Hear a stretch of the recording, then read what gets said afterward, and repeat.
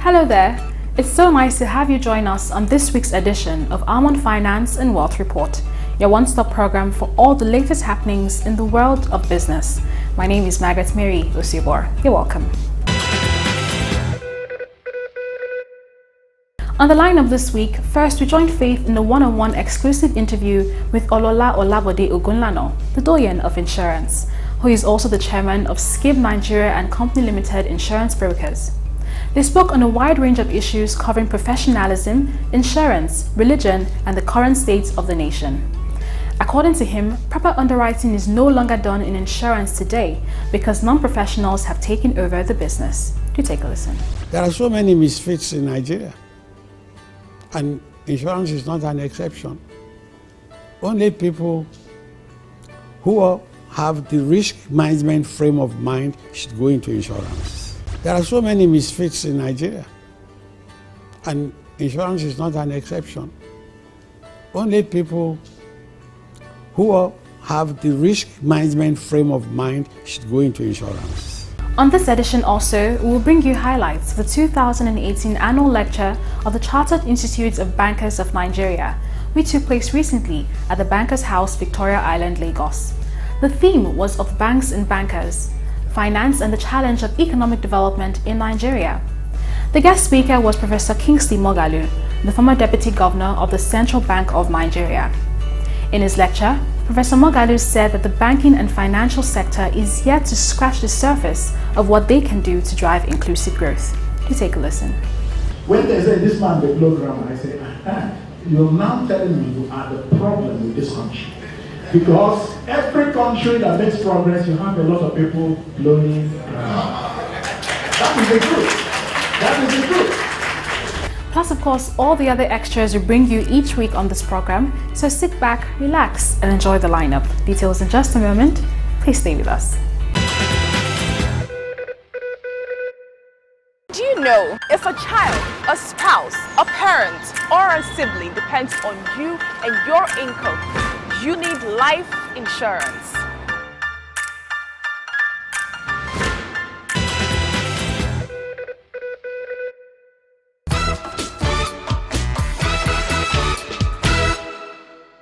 A very warm welcome to you. It's a pleasure to have you join us in our one-on-one exclusive interview with Olola Olabode Ogunlana, the Doyen of insurance industry in Nigeria, who is also the chairman of SCIB Nigeria Limited. Today we'll be looking at a wide range of issues, starting with his very interesting book titled Out of the Black Pots and Other Stories, plus of course his stint in the insurance industry and other issues. Thank you so very much for joining us on the program. It's a pleasure being with you.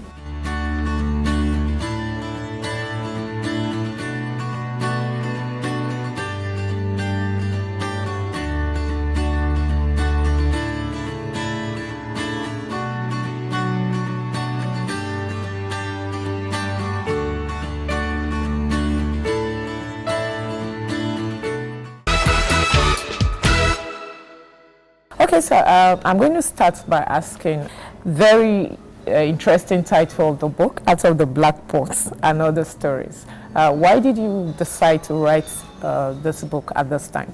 Well, when I started schooling in 1938, 80 years ago, I grew amidst Christians, Muslims, and adherents of the indigenous faiths.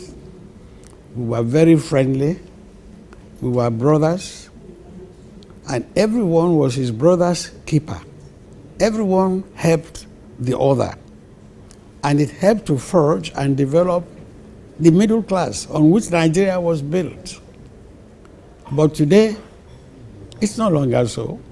Religion is the worship of God. It's to promote peace and togetherness. Why do we have so many denominations today? When I was young, maybe there were 4, 5, 6. Not even the primates of the Anglican Church can tell you today how many denominations we have. Even the Islamic faith, we had only 1 or 2. The Ahmadiyas and whatever. But they have now splintered into so many factions. And in the other areas of life, they are springing up. I can't understand it. They are no longer practicing religion. Religion is the mainstay of the society. Okay, sir, you did mention in the brief of the book that I read that only practical and responsive religion heals society. Do we have that in Nigeria today? We don't have practical religion. You see, Christianity is a way of life, not just going to church. It's what you do to your neighbor. You put the round peg in the round hole. This official does not need to come from your own tribe. He must get it on merit, in the interest of the central body. That is what culture and religion is all about, being fair. We don't have that in Nigeria today. So all this shouting about religion and things, I don't believe it. I mean, when I was young, we had harvest once a year. But now, they have harvest every Sunday. Professional harvest, family harvest, town harvest, and all in the interest of fundraising. Fundraising for what? To take care of the poor in the church? No. They buy planes. The leaders of the church have private planes, and some of them even hire them out to raise more money. What for? Is it making any impact on society? This is why I say religion is a mainstay of society. Okay, but sir, a lot of people would argue that in Nigeria, this is where you find the highest number of churches, as you've just said. You find the largest number of worshippers. And so when you say we are not, as a people or as a society, we are not practicing our religion, a lot of people want to question that. What do you mean? I'll be surprised if anybody questioned that. It's so obvious. When your neighbor is hungry and you cannot give him food and you say you are a Christian, when you are gorgeously dressed and you cannot allow anybody in rags to sit next to you in church. I've seen it in pews, in churches. If somebody comes in that is not elegantly dressed, they will leave their pew and go to the next. And the priest will be there looking at them without admonishing them. I can't understand that kind of society. Maybe because I've lived this long. As the Yorubas would say, but nobody would pray to die. I'm here. I would go only when God calls me. But I'm very sad at what is going on. I've read the newspapers today. I am even more sad than I was yesterday. All the things in the papers. It's unbelievable that this can be happening to Nigeria. Okay, sir, what would you say is responsible for what we're seeing in Nigeria today compared to maybe the 40s and the 50s? Because we are not one. Honest, this is the truth. Let me give you a parable. One day, parts of the body were meeting, and each part was claiming superiority. And the mouth said, I am your mouthpiece. I speak for you, you eat through me, and so forth. And therefore, without me, you are nothing. So shut up. And the hand said, mister, how can you get the food unless I put it in? And the thumb, which is a part of the hand, said, yes, you are to some extent. But without the thumb, can you hold anything? Can you boast?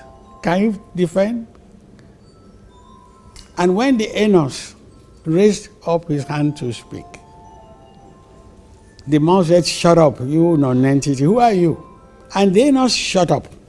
And within 10 minutes, the whole body was uncomfortable. The eye was watering.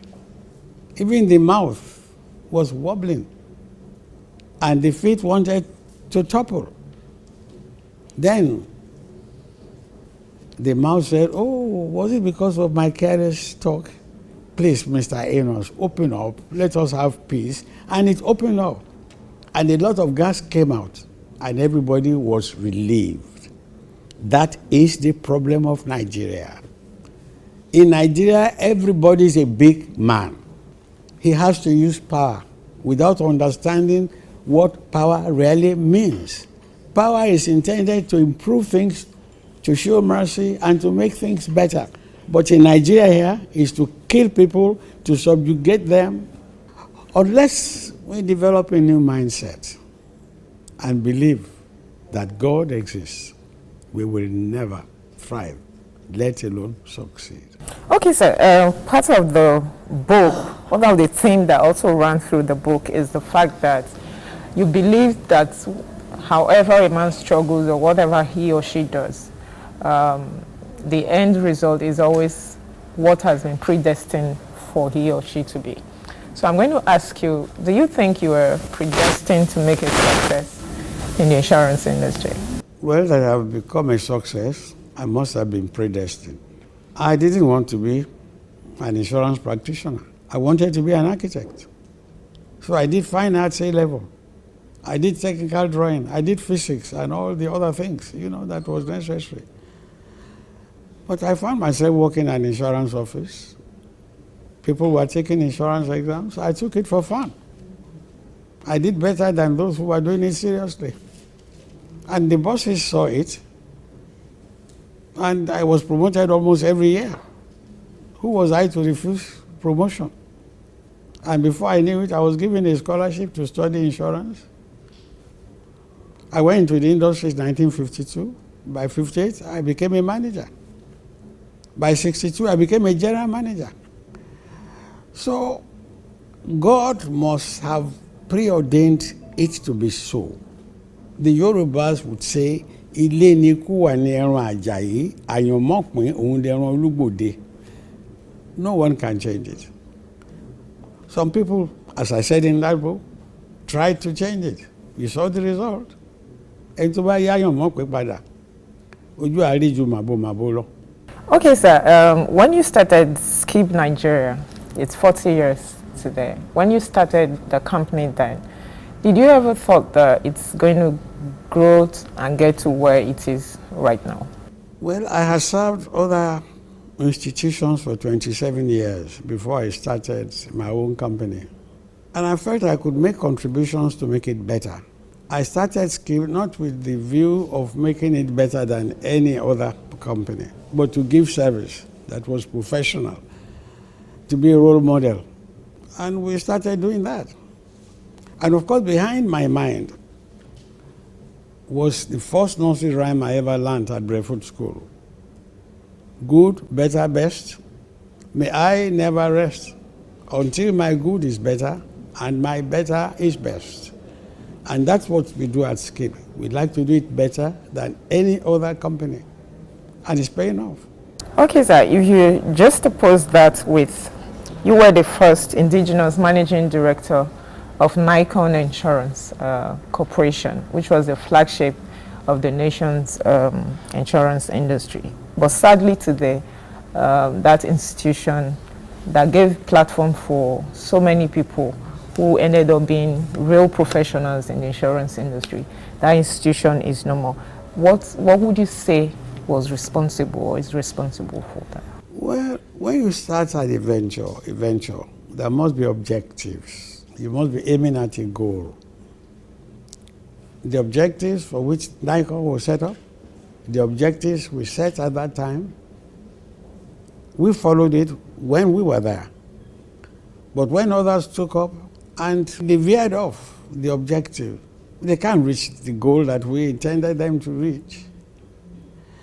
So there must be coordination. You must be purposeful. You must be focused. When you make a plan, you must follow that plan. As and when it becomes necessary to modify it, you do that. But that's what we have not been doing.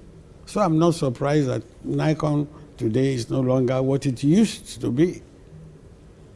Nikon was the regulator, the reinsurer, the insurer, the role model. It was everything. And we were training staff for other companies, for other countries. Nikon of today is a shell of what it used to be.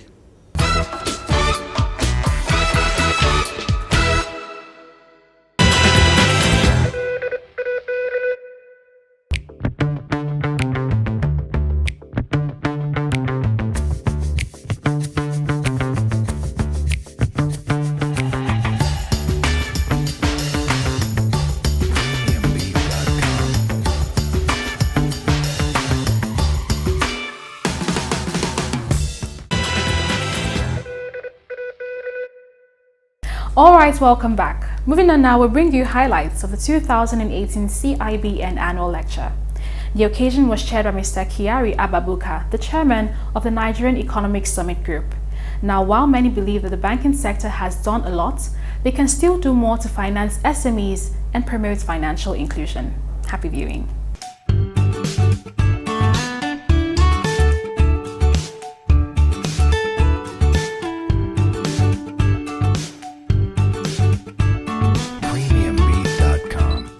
The annual lecture of the Chartered Institute of Bankers of Nigeria, SCIB, is a public lecture that focuses on topical issues in the economy. The annual lecture attracts chieftains of the banking and finance industry, public officials, foreign diplomats, the academia, and top executives of the organized private sector. The 2018 edition, with the theme of Banks and Bankers, Finance and the Challenge of Economic Development in Nigeria, was recently held at the Jewelry Hall of the Bankers House, Victoria Island. Keynote speaker was Professor Kingsley Moghalu, former Deputy Governor of the Central Bank of Nigeria.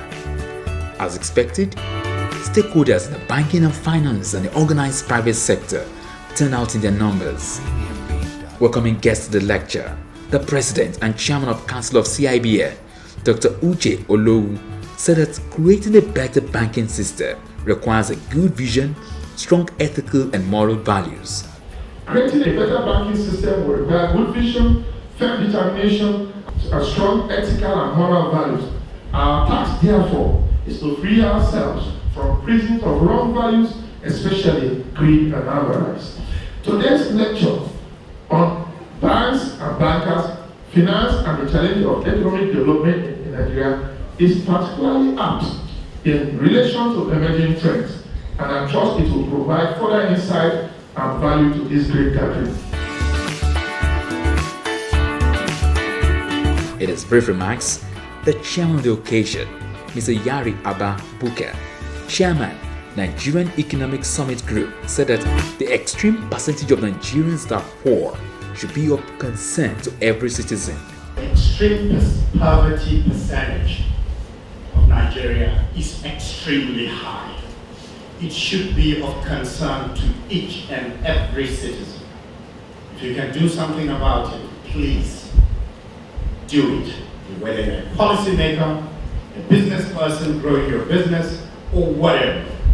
It's something that relates to a lot of other adage that people use.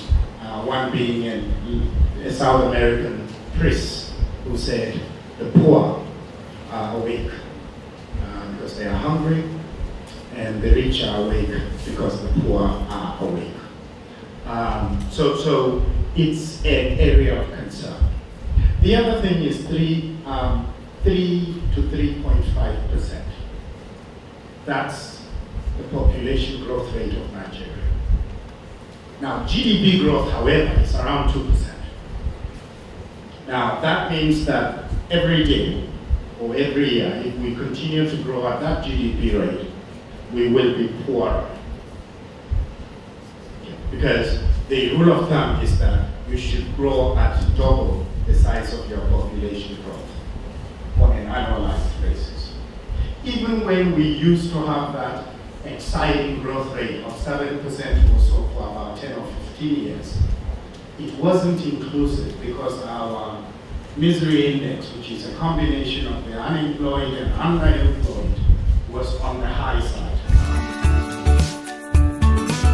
Delivering the theme of the annual lecture of banks and bankers, finance and the challenge of economic development in Nigeria, Professor Moghalu, OON, said that without the necessary structural reforms in the Nigerian economy, the central bank will not be able to address the root problems. The first is that without the necessary structural reforms in the Nigerian economy, billions of central bank intervention in development finance will not do the job. If you don't structurally reform the economy to address the fact that 40% of the price of goods in this country is mostly made up of generator costs, if you don't address the fact that a significant portion of a bank loan repayment that is average of 20 to 25% is because the bank is running 2 generators per branch 24 hours, and they must pass on the cost of that generator to the borrower. These are structural things that must be reformed. So if you don't address these things and the central bank is just busy pouring, it's ameliorative. So it doesn't solve the root problem. Expecting nothing less from the keynote speaker, Professor Moghalu's lecture was greeted with a standing ovation.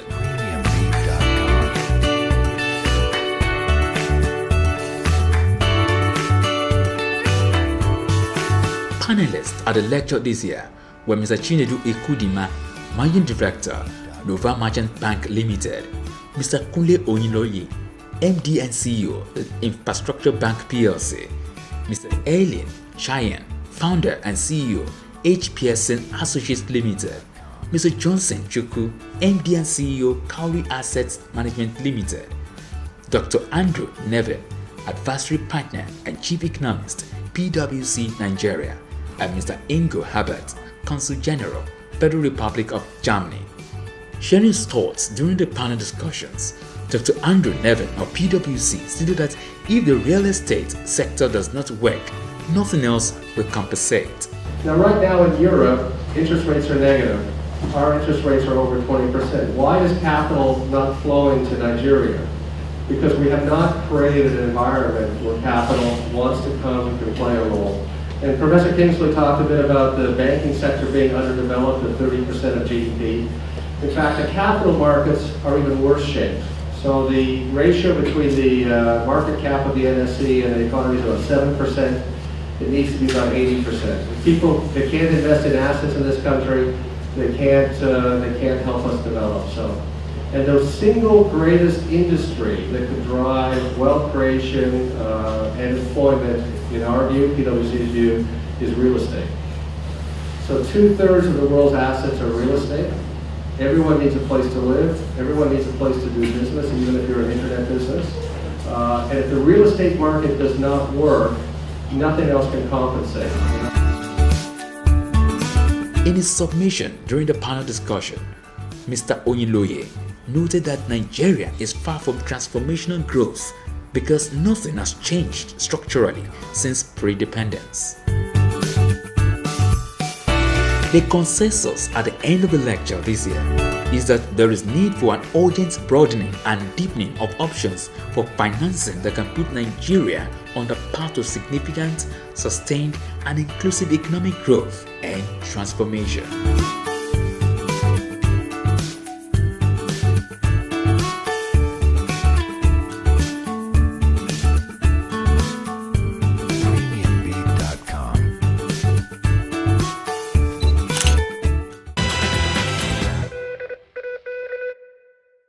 And that is our time on the program this week. Many thanks for being a part of it. Do join us again next week, same time, same station for a fresh package. In the meantime, feel free as always to connect with us on all our social media platforms. Now don't forget to join us live every Wednesday on Niger FM 102.7 by 9:45 a.m. for our Pidgin English program, Waiting Insurance, the DUCEF. Once again, my name is Margaret Mary Osiobor. From all of us here, until next week, it's goodbye.